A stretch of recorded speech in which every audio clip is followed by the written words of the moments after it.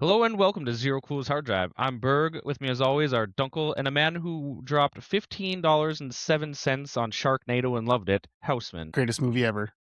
Why? No. Kidding. I don't like that thing. Definitely not.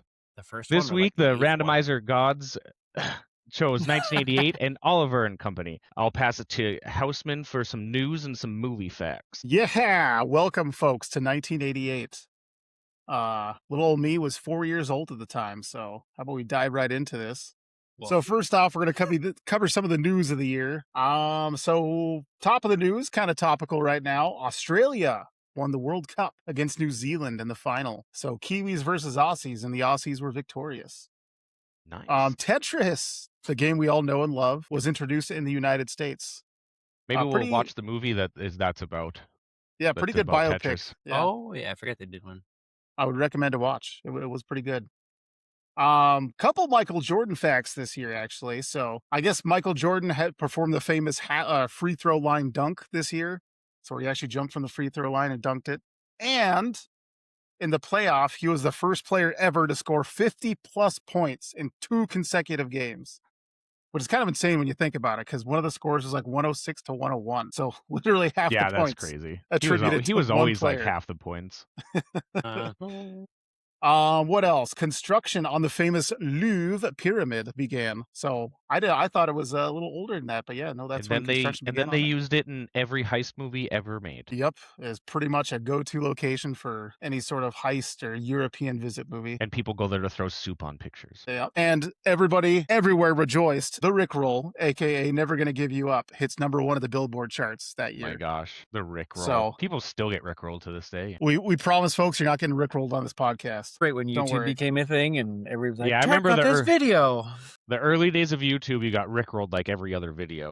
And people could still fall for it. That was the thing. Now people don't fall for it, dang it. And last but not least, kind of a weird bit of news, but Apple tried to sue Microsoft and Hewlett-Packard that year, claiming that their graphical user interface infringed on Apple's. Apparently the case took a few years, I think, to settle, and the judge finally said, like, hey, you haven't convinced me enough that your graphical user interface is that unique or different.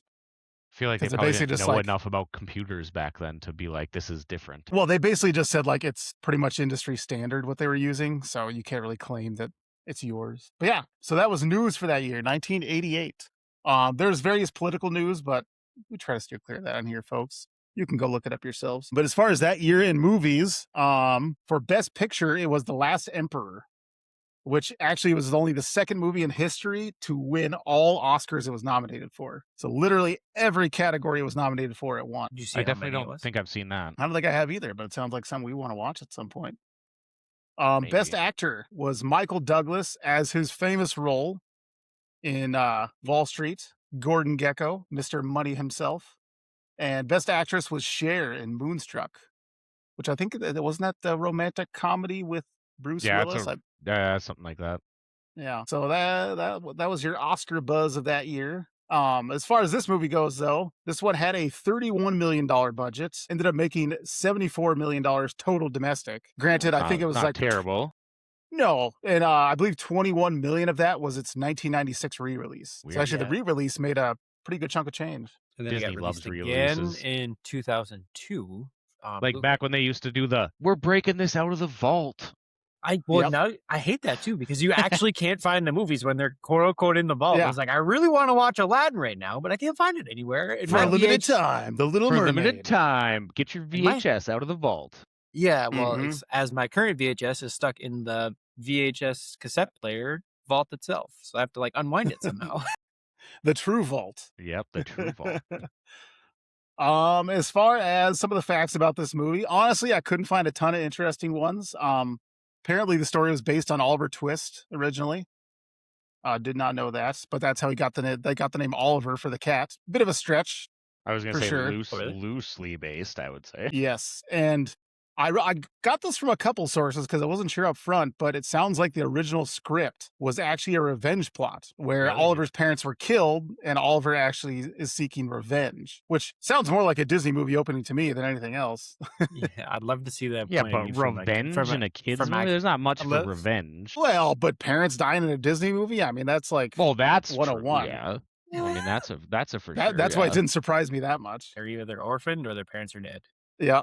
Disney Pretty from much, yeah. 90s to 2010. But I guess that was the first script. The Disney guys weren't too happy with that, so they had him change it. And then, not that this is really worth anything, but Michael Eisenbrenner and Jeffrey Katzenberg. This was the first movie under new Disney leadership. They were kind of like credited with heralding in a new age of Disney.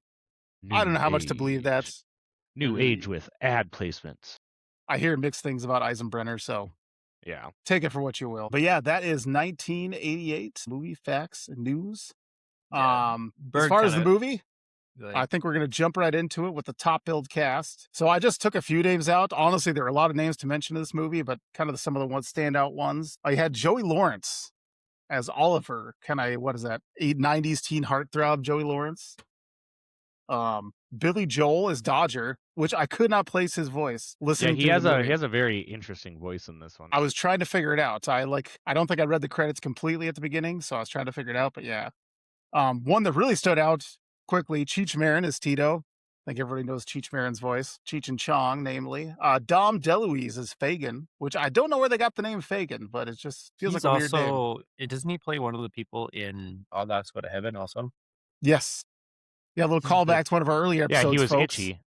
Our second feature with Dom DeLuise. And Bette Midler as Georgette, which was another one that kind of stood out right away. But yeah, that is the facts in the news. Who wants to take over here, starting us off on the movie? I can. I can.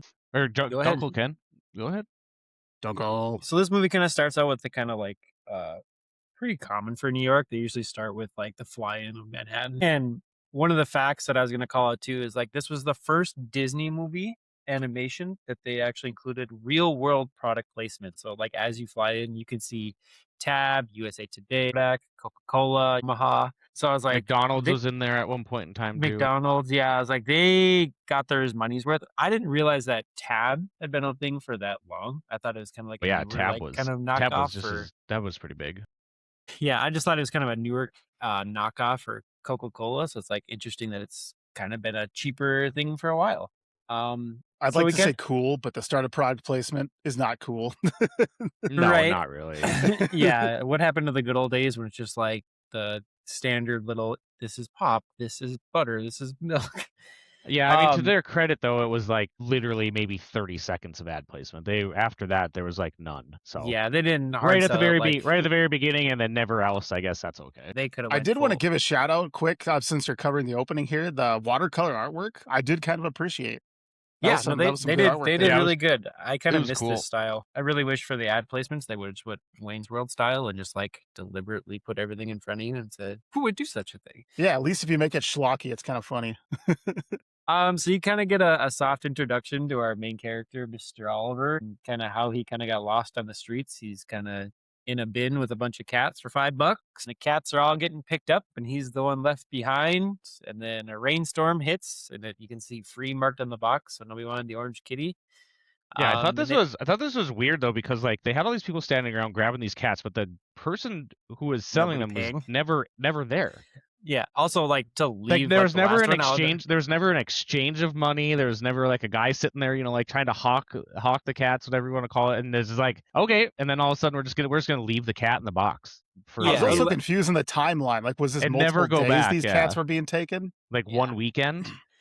Well, and then to leave Oliver. This is before he actually gets his name in the show, so he's just the kitty at this point. But to leave him in like what looks like a pretty aggressive rainstorm next to looks like a downspout, and the box gets washed away. He almost gets washed down a drain, and you kind of get the lonely him walking down the street, feeling cold and alone. And then kind of back to like we ran into this with All Dogs Go to Heaven, where there's like an interesting like some animals can talk intelligently, and then there's other animals that they're running into who are just like feral. So he runs into the dogs he runs into are like demons, basically. One has like one eye and an ear missing, and just like the craziest looking dogs you could possibly have in this alleyway. Yeah, I just chalked it up to like a really aggressive dog gang or something. Yes, yeah. I mean, fair. I guess New York in the 80s was just full of dog gangs, apparently. Yeah, apparently. So then you kind of get him running through the street trying to find a safe spot. He ends up underneath like a truck, like pretty common for cats, like kind of hiding underneath a tire. If anybody wants to kind of jump from here, I don't want to take it too much, but yeah, he kind of stays there overnight and wakes up in the morning to nice New York City, apparently. Yeah, a little bit nicer. Luckily, I was going to say, luckily his adventure on the truck tire didn't end the way some cat adventures do. So, right, yeah, he wakes up, jumps off runs into the hot dog cart guy, which was like stereotypical New York hot dog cart guy. Oh, scummy! Well, yeah, I mean, but like out of his pants, saying things like "I'm walking here" and stuff like that. That like actual New Yorkers like hate people saying stuff like that. Just like full on stereotypical. This guy's from New York. Yeah. I made a mental note when that happened. I was like, oh, they said it, didn't they? Yeah. Hey, I'm pushing a cart here. Well, and I kind of like, hey, I'm pushing a cart. Get out of my way. I kind of liked when he ran into the guy with the boombox, just kind of like dancing down the street, and then he starts dancing as well. So I'm like, all right, well, immediately this cat just knows music and how to dance, apparently. Yes.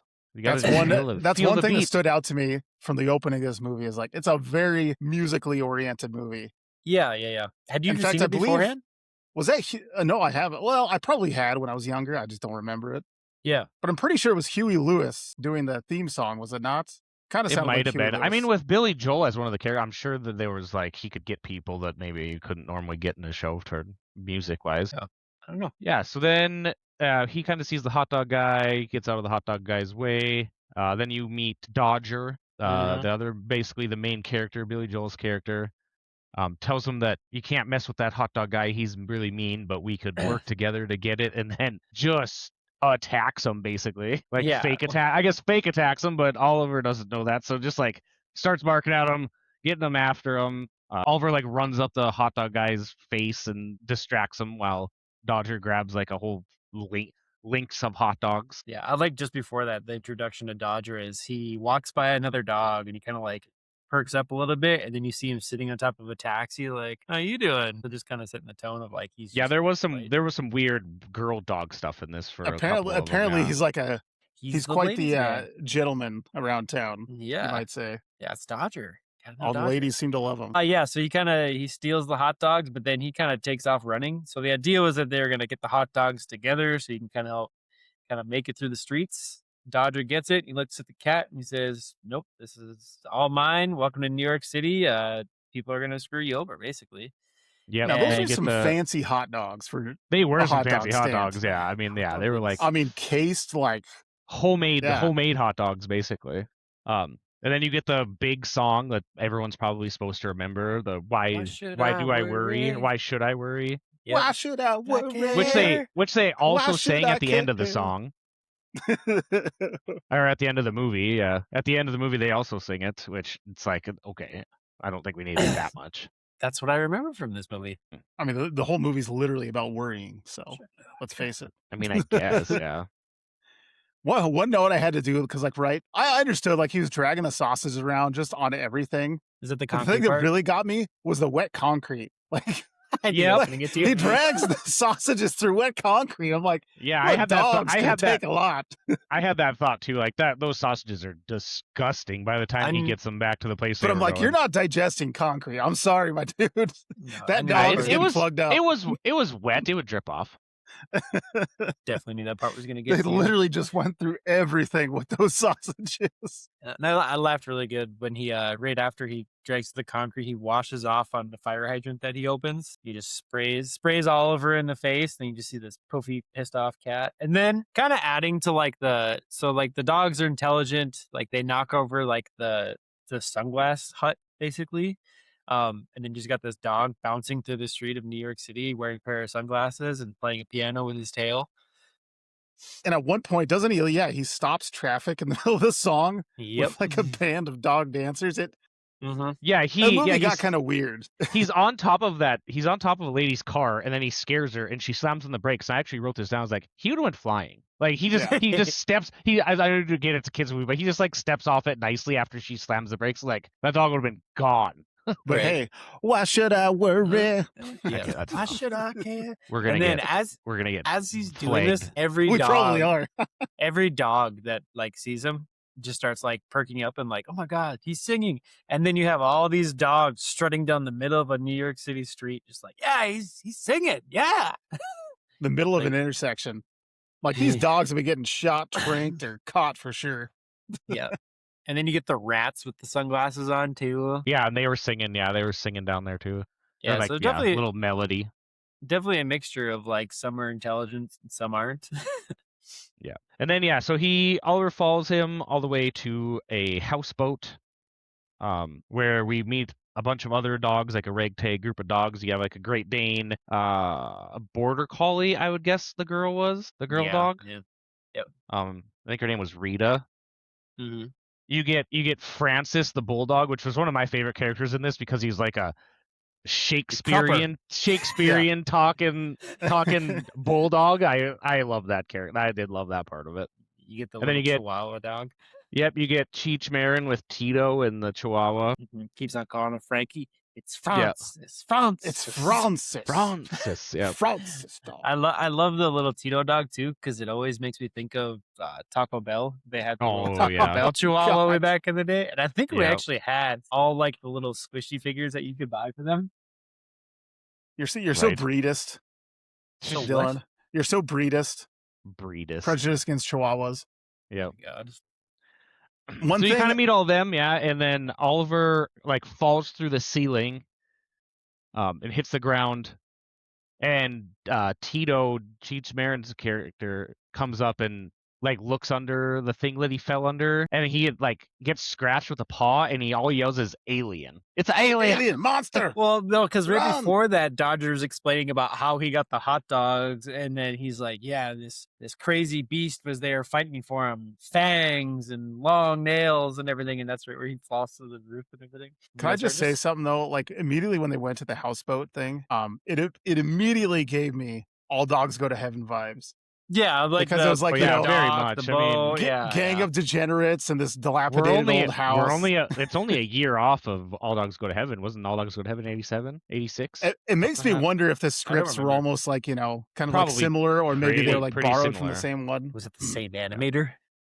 No, because that guy from All Dogs Go to Heaven left Disney. So yeah, he left like a decade before that. Yeah, something like that. And then you get Dom DeLuise's character, Mr. Fagan, who comes in. Dom DeLuise he just never changed his voice. No, not that he has a bad voice for it. No, he just got that natural cartoonish voice. And he looks basically like like almost like a hobo type guy. I don't even know how else to describe him. But down on his luck. Yeah, there you go. That's what I was gonna say too. Seems to be a big animal lover though. Seems to really care for the dogs. Yep, brought the dogs a bunch of treats and stuff. But the dogs also, in turn have been bringing him like steal for him. Yeah, but it's like a bunch of random junk. To earn their keep in the house kind of thing. But apparently he's in a lot of debt. Yeah. Then this is where like this movie, as far as like the theme of the movie and like the plot, is pretty dark actually. Yes, because you could have been darker. It could have been, but you meet the two other dogs. I think one was Rocco. Yep, Rocco and DeSoto. DeSoto. Yep. Was it Rocco? Rocco and DeSoto. Roscoe. Roscoe and DeSoto. Two big Dobermans come down. And just you can tell that they're supposed to be like evil, obviously. Just the muscle intimidating the other dogs as the poor man runs up to talk to the real rich mob boss guy, which apparently I think he was supposed to be like a loan shark. Yeah, I think that's what he was supposed to be. Well, I can't remember what his name was though. Was it Mr. Sykes? Mr. Sykes, yeah. Who's the typical Disney villain back then, smoking a cigar that is green smoke for some reason, greenish. Actually, played by Robert Loggia. Yeah. License plate was Doberman. Yep. Yeah. Yeah, and then they give you that sense. That's why I thought it was pretty dark for like a kids movie. Like, this is like life or death for this loan. Like, it's not like, hey, we'll break your legs. It's like, hey, I'm gonna drown you in the water. Yeah, you have 3 days or you're dead. Right. Period. Also, end of story. Like most loans, you'd assume like, hey, there's collateral. Like, what made him even consider like loaning this guy money in the first place? Because clearly he has absolutely nothing. Now, the only thing I can think is that this guy has a gambling problem. Because otherwise, I don't know what the heck he took that money for. Because like he lives in a dilapidated houseboat. Yeah. With a broken old TV and like only one set of clothes by appearance. That was my thought too. Like, where did all the money go? Or they never said how much it was either. I don't know if you guys noticed that, but they never. Significant enough to die over apparently. I guess I was thinking like 10 grand, maybe. I don't. That So I enough thought to too. die over. Yeah, and then he kind of does the whole like you got 3 days or 3 days, 3 nights, you got 3 days, and then it just kind of adds to like the stupidity of the guy, and he's like 3 and 3, 9 days. 9 days. Yeah, It's like 9 3 days. days, No. 3 Like, nights. no. 3. Or no, 3 sunrises, 3 sunsets, 3 Yeah. days. That's what it was. Yeah. Yeah, and So he was like, 9? "Oh, so 9." No, Uh, you idiot. And then he kind of right before it kind of ends the conversation, it goes back to the Dobermans picking on the other dogs. And then they find the cat hiding there, and they try and kind of eat it. He straight up says, like, I like eating cats. The cat scratches him in the They face. actually said that a lot in this movie. The dog said, "I like cats, like eating cats a lot." Like all of them said it at Yeah. one point. I feel like. I don't think I've ever heard of a dog eating a cat. I don't know where they get that from. But I suppose you got to have the villains. Well, Yeah, in how to real have life, villains, I've yeah. seen it. Like, it's happened. Well, obviously, yeah, but yeah, I think he scratches DeSoto in the nose, not the leader one, but the other one in the across the nose, and then Psych starts honking, so they have to go instead of doing battle in the houseboat. And can I just say, they did not have to bust the man's TV. I mean, the dude is down on his luck enough. Yeah. And the TV wasn't even that great. And He then told they me got he didn't busted. have any sense of humor. I think it was more. It was Francis's TV. It wasn't Mr. Fake. Yeah. Yeah, that's right. Francis was watching like old, like, Yeah. what was it, Shakespeare plays Shakespeare or or something like that. Yeah, like Hamlet. To be or not to be. Yeah, because he got called out. He said, you don't, where's your sense of humor? And he's like, smashes the TV. He's like, I found that funny. Yeah. Good. What a good joke. And back, like, so like he comes back downstairs, and again back to like the questioning of how intelligent they are aware that the animals are. So like he lays down in his chair, like, oh, I'm screwed basically. And you see the dogs put shoes on him, put a blanket over him, give him a dog treat to chew on, which he continues to eat. And then he brings up that he notices that one of the dogs was scratched on the nose, and he's like, what happened? Who did that? And like they give him the cat. He's like, it's you. You're fitting all right around here, man. Yeah, and then the dogs ask him to read a story. Yeah. Yeah. That was a bit weird. What was I can't remember what the big Great Dane was, but yeah. Einstein. Oh, Einstein. Okay. Yeah, his name was Einstein. Yeah. Yeah. So then it goes to the next day. He jumps on a scooter that has a shopping cart behind it that he pulls the dogs on. And they go to the city. Think that's a sweet scooter. That is a sweet no, it's not a sweet scooter. It's like banging and clanging the whole time. Casey's thinking he can if go you up to fix it Dollar up a bit. General and go to the grocery yeah. store with it. That'd be Right, fun. Yeah. Basically go into the city to either rob somebody or steal stuff. They never really say. He always just tells them to go. He tells them to go fetch is what he says. So like, yeah, apparently they got a system because they're just pretty independent when he's like, hey, just go find something. Right. And then they see a limo and they're like, ooh, that's a big score. So like, obviously talking to these dogs are somehow super intelligent. Yep. They're like, oh, that's a big score. And they're like, I can't remember what the plan that they called it, what the plan was supposed to be. But basically, I laughed really hard because they have the Great Dane literally just like run out and headbutt the car. Yep. I laughed so hard because he literally just runs out and it smashes the side of the limo, and then Francis puts on a little performance pretending that he's the one who got hit in front of the car. He's like, I need a fender bender at 2 lights. Oh, yeah, that's what it was. That's what it was. Okay, yeah. Yeah. So like the other part that I was questioning, because like as they kind of navigate through this, he smashes the car. Francis kind of lows down, stands in front of the car, and goes, "This is my moment." Yeah. Flaps. Yeah, up the he tongue. does like the whole flopping thing. Yeah. And then you kind of get Oliver and the little Chihuahua. They go in the car to pull the electrical wires from underneath. My whole question was like, what was the intent of even going after the car? Like, were they going to steal something from the inside? Because that they were plan was they were stealing the radio. Oh, to sell that's it. what it was. Oh, okay. Which is also like these dogs know how to cut all the wires to get to the radio. Yeah, there's many moments where like Tito is a very good electrician. Not to mention that there's also like, screws and stuff that hold the radios in. It's not just in there with wires. Yeah. And then who are they hawking this radio to is my question as well. Well, they're gonna give it to Mr. Fagan, and he's gonna go to the pawn shop and try to sell a radio with a bunch of cut wires. Yeah, radio with a bunch of cut wires and screws missing. That is yeah. dog trainer of the year, I tell you what. And then Oliver, right? This is when Oliver proceeds to get. Well, we'll say I don't know if I want to say captured, right? But Jenny sees this little kitty and realizes it has no home. So she goes ahead and sweeps this thing up. Yeah, and just a quick thing I think that's a little bit important before all that kind of happens, you do meet Jenny, and you basically learn that her parents are way more into their business than they are into her. It's kind of a little bit of an important thing that is going on, I Yeah, feel sorry, like. folks. But She's like a she's in a well-to-do family, and she has a Yeah. chauffeur but driving her her around. family, sent her a letter saying that they were going to stay wherever they were for business or something like that. So she has the driver's name is Winston, who's like watching her.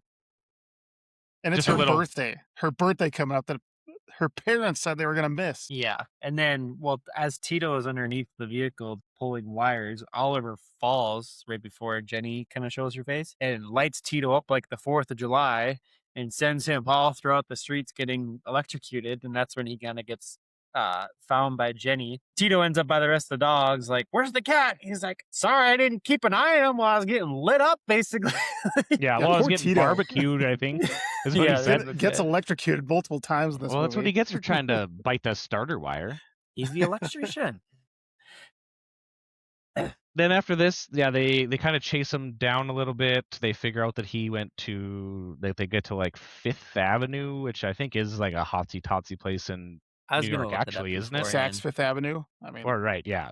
Is that what it's? Like, Yeah, like the yeah. shopping district. mm-hmm. Yeah, so 5th Avenue, big time people, everybody's rich there basically. But they don't really see where he goes, I don't think. I feel like they say later that there's too many places to check. They followed Tito and Dodger follow him back to the house. So they find out what house it is, and then like this is where you kind of get introduced to Duchess. And how much money do you have to have your dog?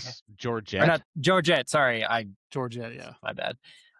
She looks like Played by Bette Middler. Yeah. Yeah.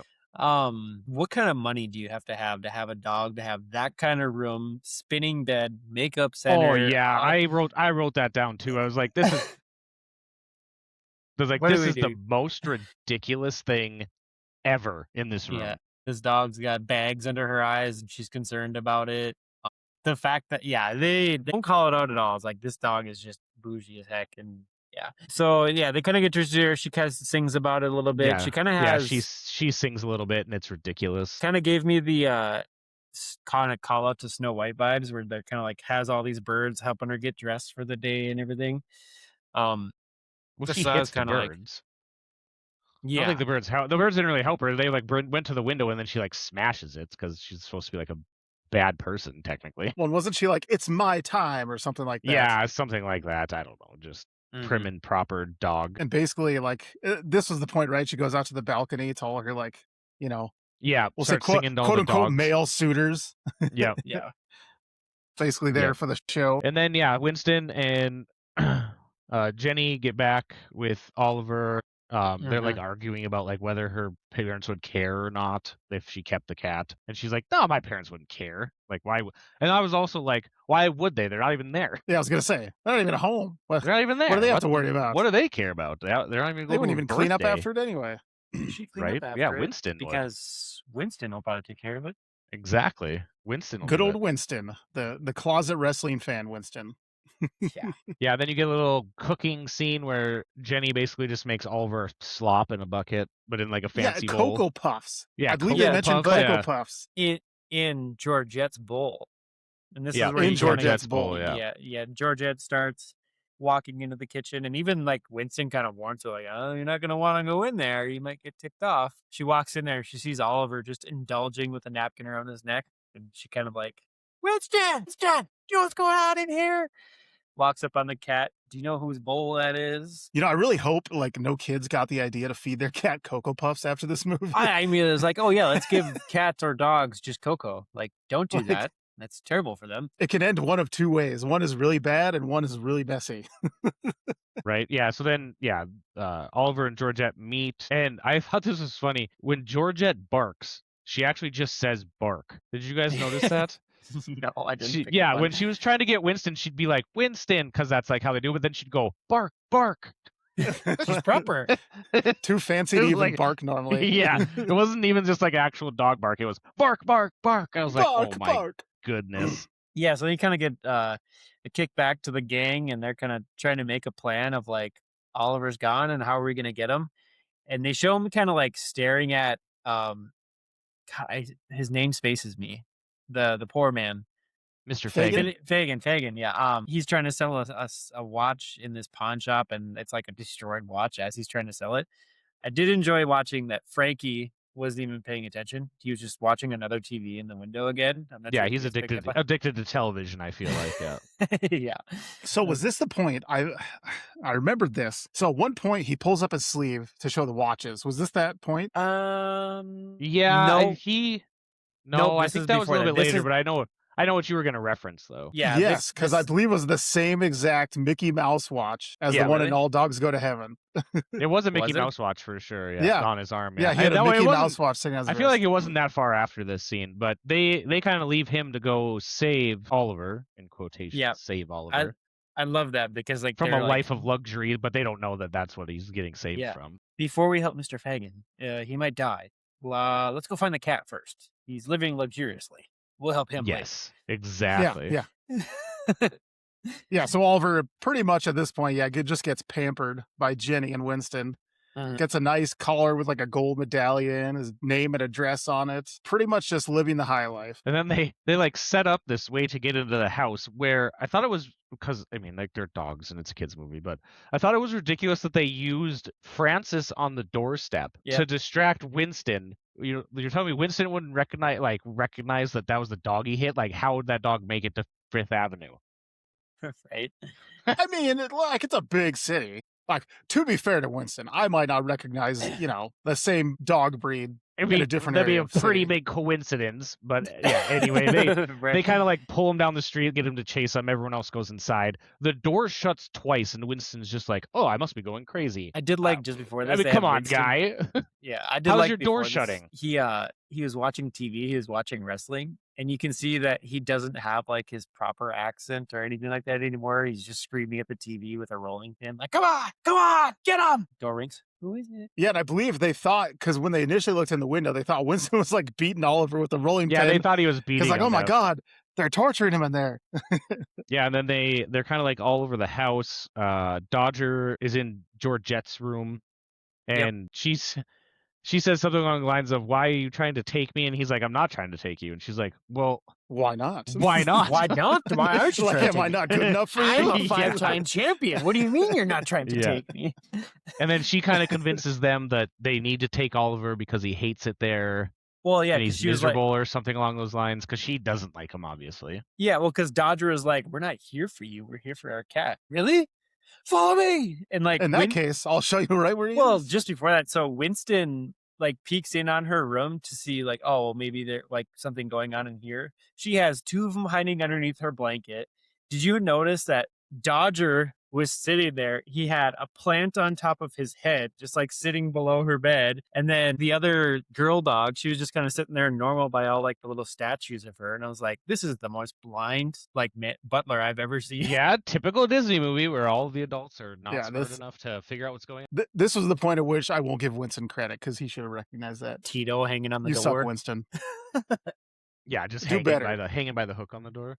And then you And get then, Tito. yeah, First off, I like Tito, like she helps him get out the fire escape, and then you get Tito just macking hard on Georgette because he's just like, "I'll be back, lady." He's laying it on thick. He too. was real thick, and he's like, "Something to remember me by," and like you just kind of like it pans away, but you hear him kind of like kiss her, and she smack him down the fire escape, and he's like, "I think she's into me.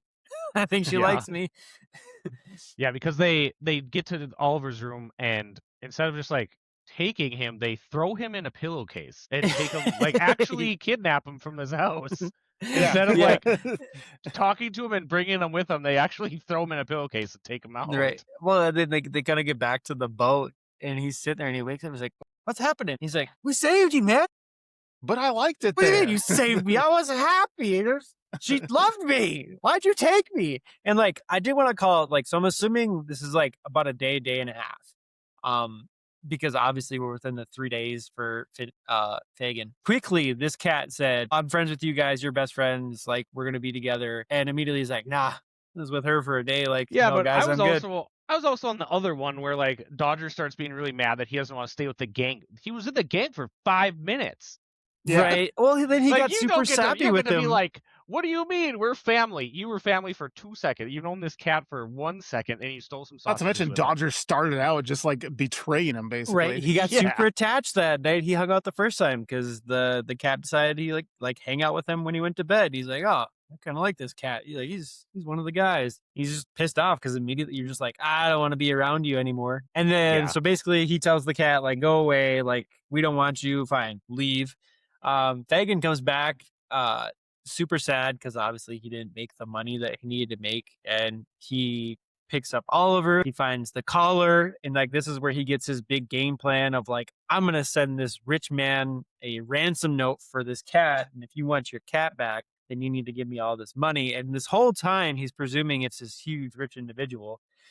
So then he ends up going to Sykes's warehouse, which I'm guessing he's at his 3-day timeline at this point. Yeah, because he something wants like to tell that. he wants to tell him about his big plan, but also about the big plan with the note that he writes. Could you Correct. imagine getting a ransom note that somebody wrote, scribbled out a bunch of it, and then started writing again and kept that on the note? And addressed you as Dear Mr. Rich Person. And Yeah, drew dear a Mr. map Rich on Guy, it too. Yeah.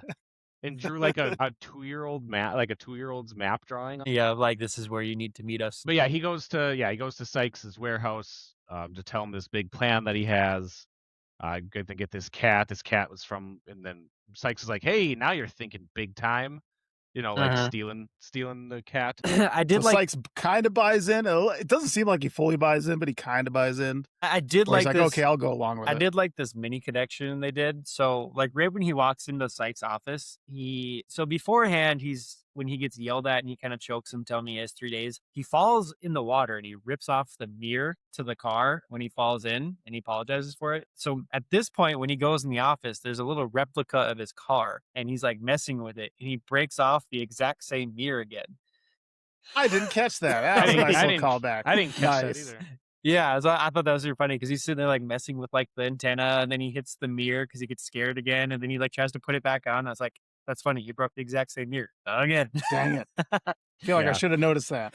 This scene's also a little bit dark because at first he tells them that nothing, and he snaps his fingers. So basically, what was going to happen was those dogs were going to kill Mr. Fagin. Kill That him. is a Yeah. terrible way to kill a person. Right. Yes. Like Dodger kinda saves for a him. kids movie. Right. I know, but This it's gets like one step dark. away from pigs. This is one of those like, how is this only like? I'm guessing this was like a PG-13 movie.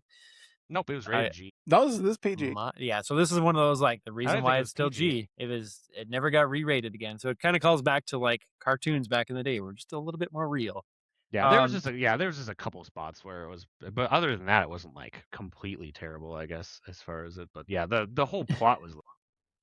Yeah. Yeah. So then Sykes kind of notices that the collar for the cat has a Fifth Avenue address on it. My only thought for this is like, how did he know that Mr. Fagin didn't just like put this random collar on the cat just to like take this plan? I think the the tag was the tell because it was gold. I'm guessing it was supposed to represent. That like, was my assumption, is that he actual- saw like, it, Yeah. It was 'Cause he actual asked him to gold see it. tag. Yeah, and he could probably recognize, like, oh, wow, this is actual gold. yeah. Just putting like $1,000 gold tag on a cat. So then you kind of get a jump forward to like, okay, like we'll try your plan.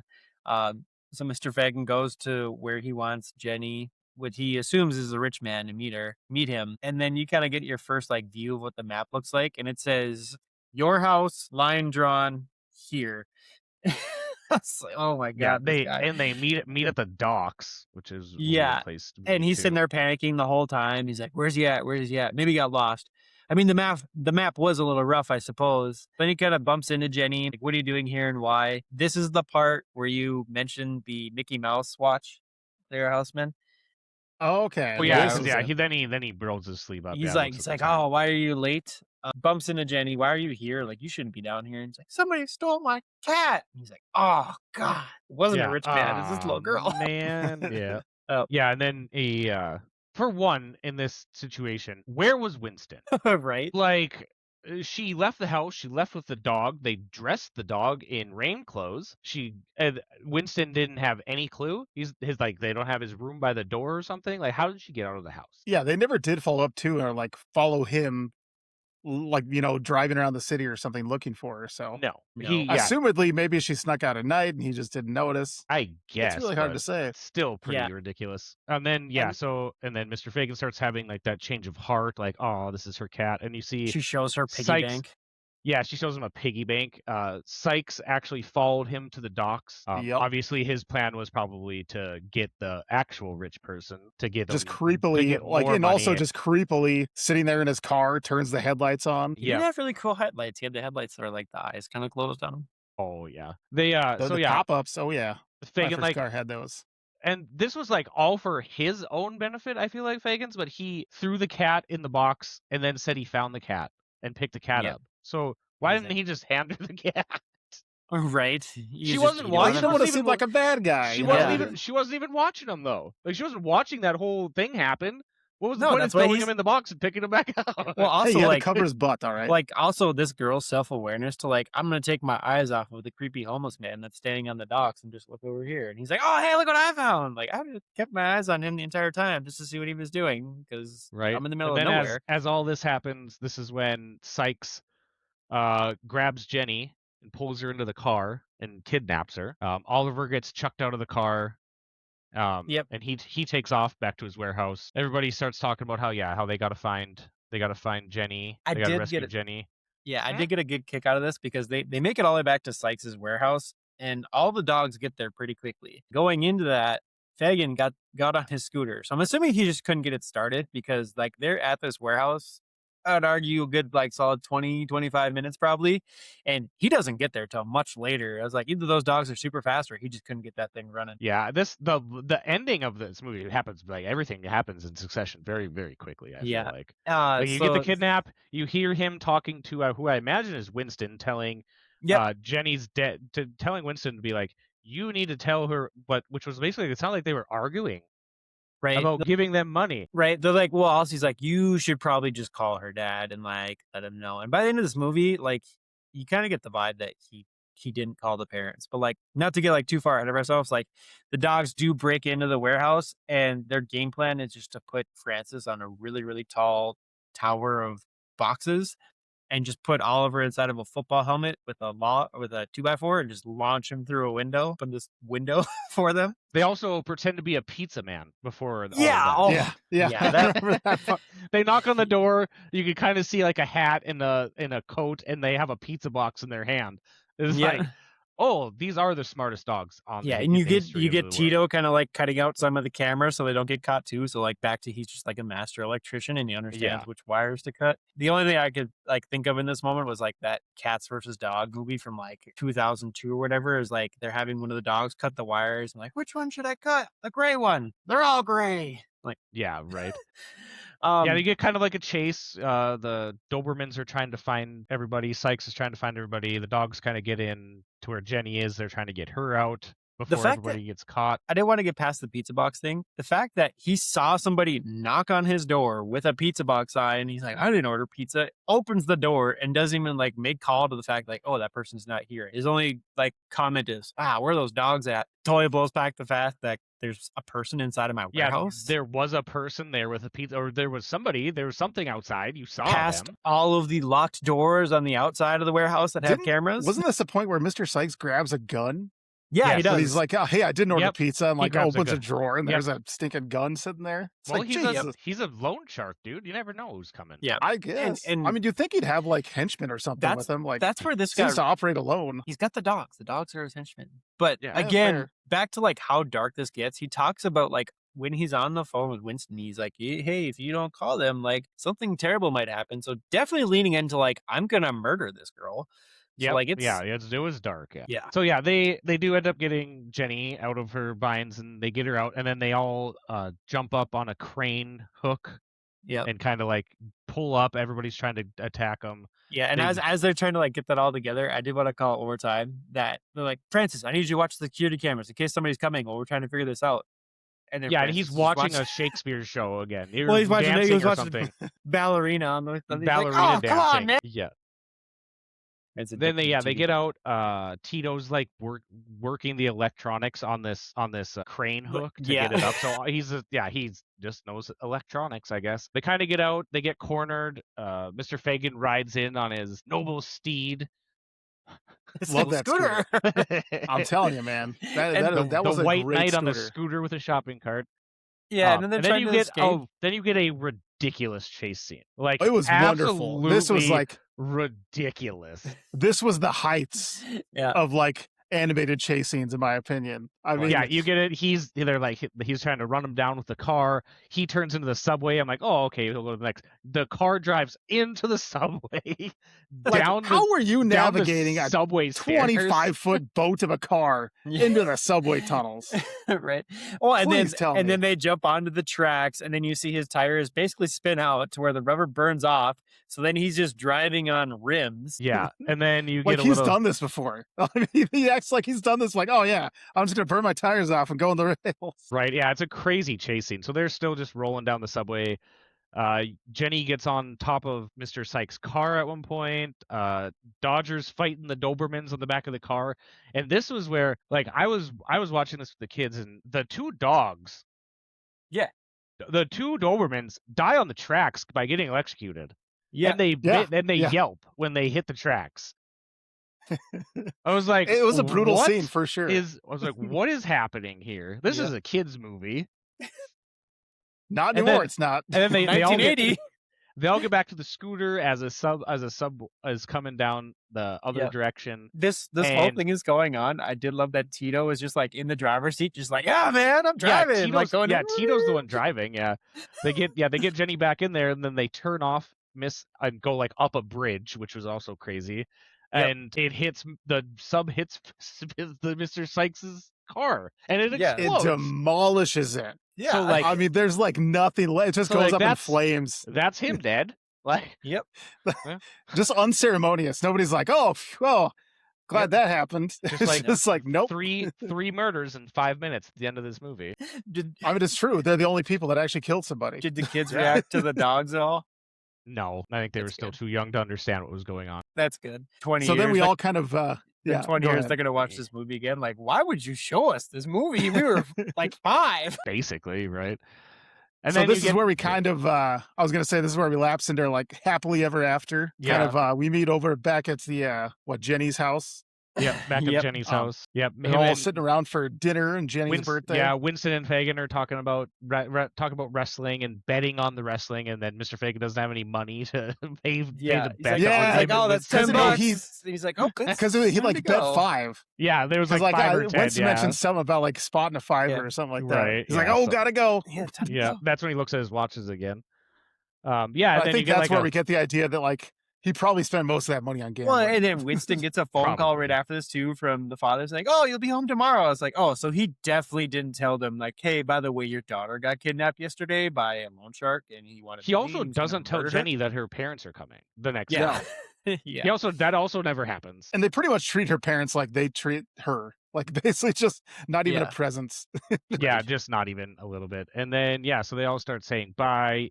Georgette and Tito are dancing together. Now she loves Tito, and she like goes crazy and starts like making him take a bath and stuff, so he gets mad and leaves. Yeah. She like dresses him up like a sailor or something like that. Basically goes full clinger mode. Yeah, and she's super into him too. She's like super into him. And he's like immediately like, oh God, no, I don't want any part of this. Yeah. And then they all kind of say bye, and then once again you get the Why Should I Worry song with the dogs dancing on all the cars. No people with a care in the world watching dogs dance on cars. Well, and the fact that like Mr. Fagin just again, he's just totally okay with his dogs just doing all these things. So he's just like the best trainer in the world, and his dogs are jumping at cars.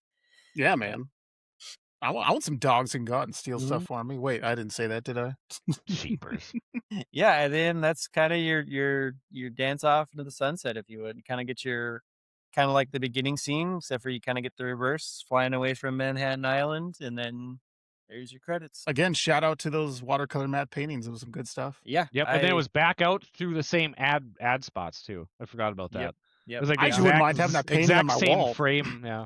Even Sony made it in there. Kodak back when they were relevant still. Yeah. I'll give my rating first. I gave it a 1250 out of 1507. It was all right for what it was.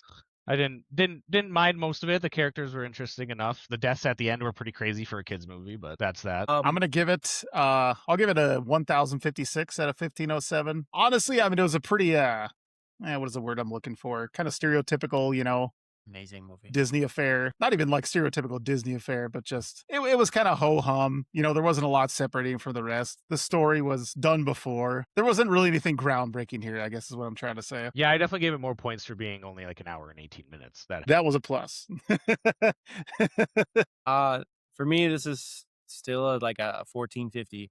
For me, this has always been one of my favorite movies of all time. It's nice knowing that it still hits the same as it did as I was younger. Like this is a great movie for me. Like whether it's like it's nostalgia points, like as far as like for movies go, it still hits good. I still love it, and that hasn't changed for me. I think this podcast just became an ad placement for Oliver and Company. Like you gave it a 96.2%, just so you know. This movie, like as the new kids will say, this thing slaps. Don't know. This thing was definitely fire. Not doing that.